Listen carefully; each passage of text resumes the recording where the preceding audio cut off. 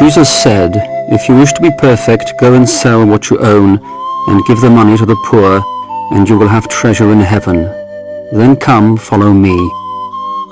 These words from St. Matthew's Gospel became the guiding light of St. Anthony's life. In accordance with them, he gave away all his lands and possessions to the poor, provided for his younger sister, and finally gave himself over to an ascetic life.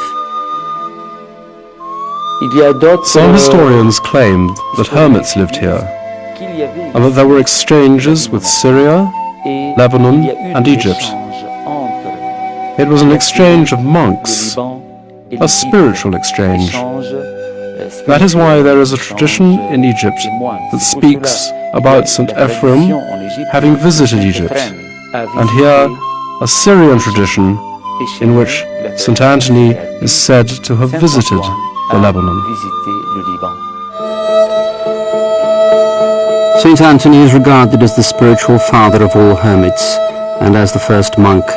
Without a doubt, he's the first well-known person to have committed himself to a solitary life in the desert, one dedicated to God by way of prayer and ascetic existence.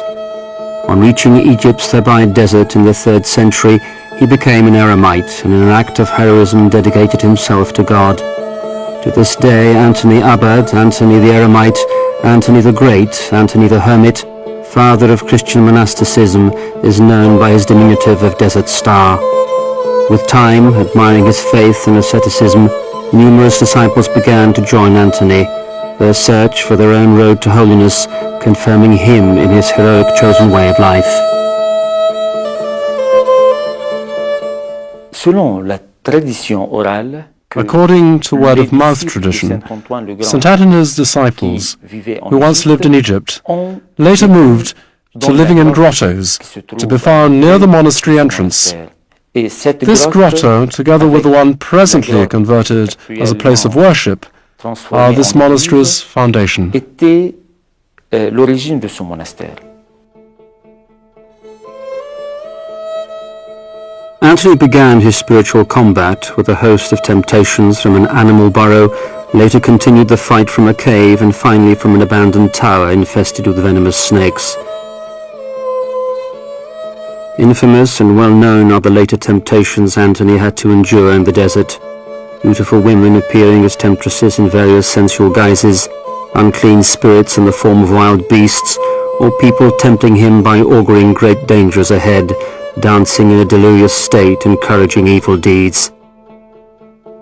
He endured many such attacks, but every vision conjured up by Satan was repelled by Anthony's fervid prayer and penitential acts.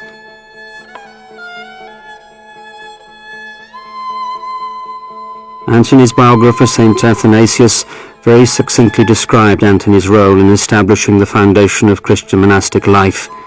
He engulfed the desert with his holiness and populated it with his followers. D'abord, les ermites The hermits who once lived here would primarily seek to flee the company of others, the noise and urban turmoil, in their search for peace, contemplation, and God.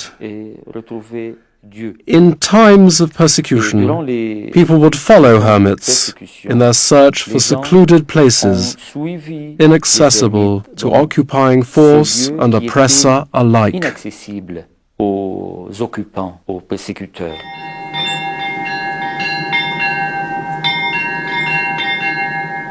Hermits would retreat to a secluded place from whence they would fight to restore a world order that had gone.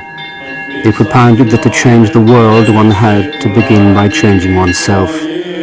That principle applied by eremites in their spiritual development attracted the attention of their contemporaries.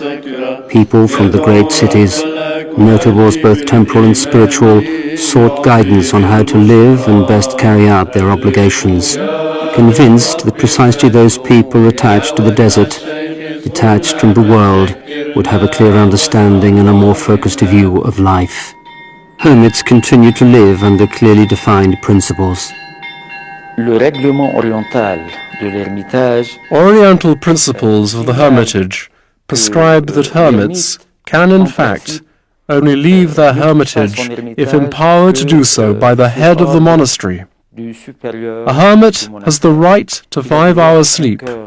He has the right to just one meal every 24 hours, Il doit réciter and he has a duty to celebrate 7 monastic liturgies.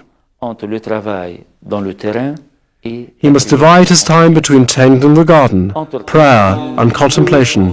recevoir In between, he can receive lay people seeking help to solve problems, to attend confession, or